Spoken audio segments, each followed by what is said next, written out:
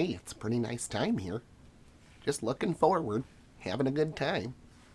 What's wrong with looking forward? Just hanging out on the shelf. Pretty nice. No! Got you. What are you doing?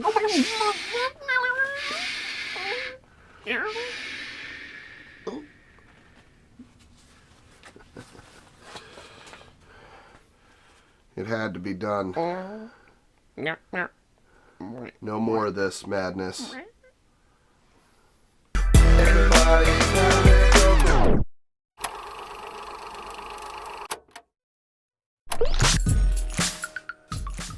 What's up, everyone?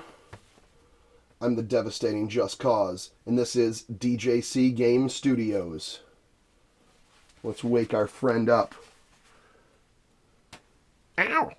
Ow! What is Yeah, this? welcome. No, don't try to struggle. I'm not. Don't be trying to struggle. This is I a was struggling a little Turbografx bit. controller wire. You ain't coming out of that.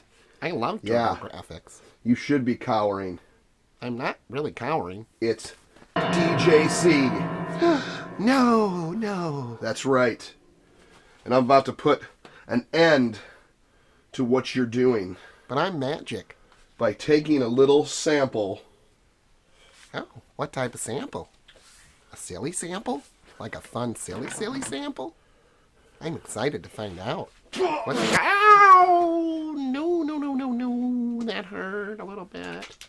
Not that bad. A little bit of your plasma. I love plasma. Wait, you took my plasma? This is weird. You're weird. Why would you do that? Aren't you a gaming channel? Why are you laughing all weird? Can't we just be friends? Be really silly with you. And now, Tell you secrets. for the real fun.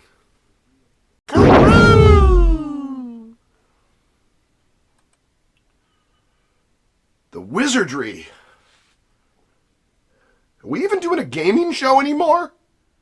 Well, that is what it is, but now let's get down to it on Turbo Extravaganza. Well, they can all be winners on graphics, but speaking of graphics, let's talk some Turbografx / PC Engine. For those that don't know, the PC Engine... Wow, I was really getting into it. Sorry.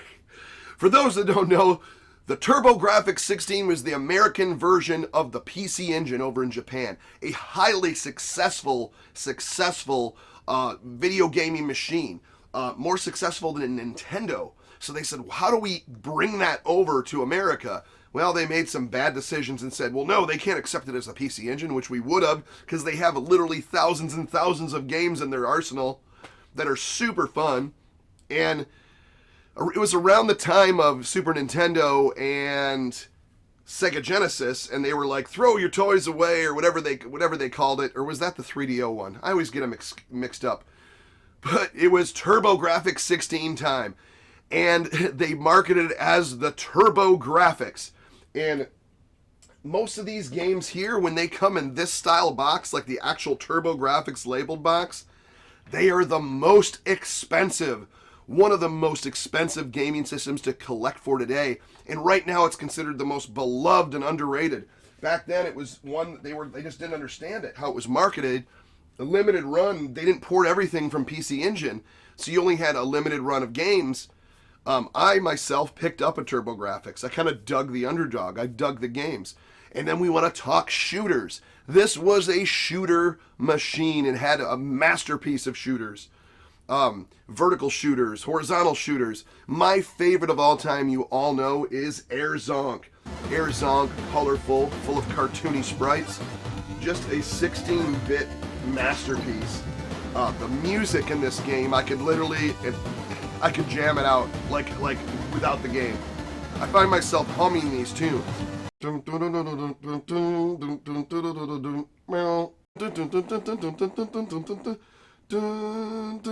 It's enough humming and pretending like I'm...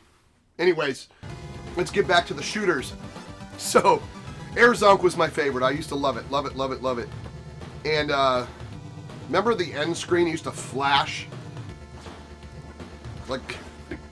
the game over screen, and then on the mini they just ruined it and just put a black backdrop to it. It was like all boring.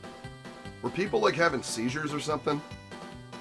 Either way, Arizonk was my favorite, but let's talk about another one that is an insane favorite. If you ever get a chance to play any type of Turbografx 16 games or PC Engine games, I suggest this one, and it is Blazing Lasers.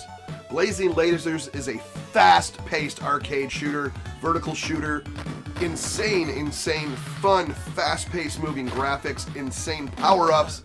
I love the sound effects, the little voices. Everything in it is just perfect. It's fast-paced, but you build up your arsenal. It's hard and challenging, but it's also kind of not. If you build up your power-ups, you're almost like invincible. You have some really fun bosses, some great boards and levels. It does not get boring. This is a fun game. I recommend this game if you have not played a Turbografx 16 games. Try Blazing Lasers or Arizonk. But Blazing Lasers, just a must own. And another one I can't not say is going to be Lords of Thunder. Now there was a precursor to this is Gate of Thunder, so let's start with that. Gate of Thunder.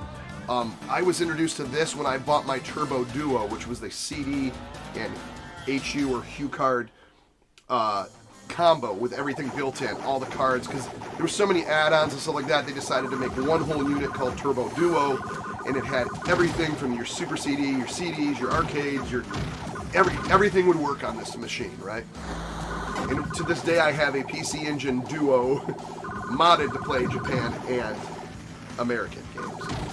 But these are just some great things. Anyways, where was I going with this? I was going to say Gate of Thunder was one of those super CDs. The music, the sound effects, the vocal voiceovers were great when you got power-ups. Gate of Thunder had insane mechanical things you were flying through, mechanical bosses and spaceships. It was just like a space odyssey. But then its sequel came out, and I remember getting the VHS tape and showing it to my friends. I got it. It was like this promo thing. They went around and were like, let's check out Turbografx, as they're trying to outdo Sega and Nintendo, right? So people were like, holy crap, this is a really good one.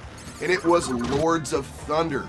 You were this little armored dude, and it was almost slightly like you go to a store at the beginning, select the armor, wind armor, fire armor, earth armor, water armor, stuff like that.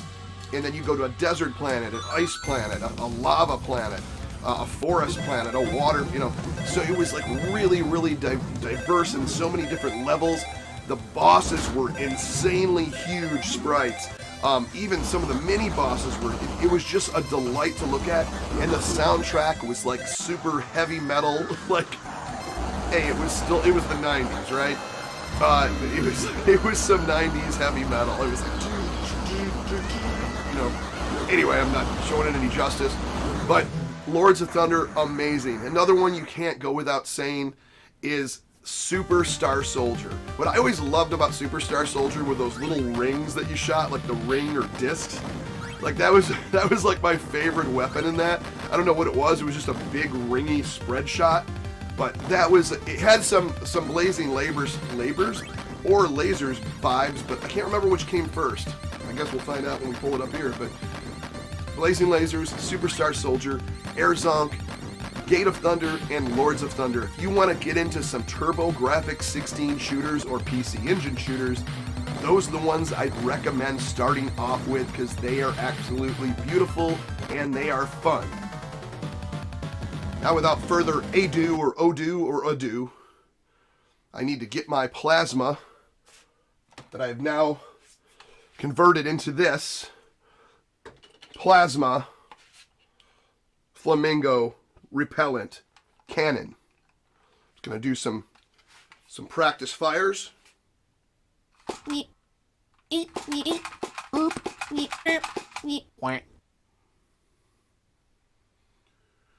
All right, we got work to do, but this may work after all. He ain't coming back here. Please like, please subscribe, and gosh darn it all to heck, we'll see you in the next one. Coco. Burp. It is what it is. Can't help it.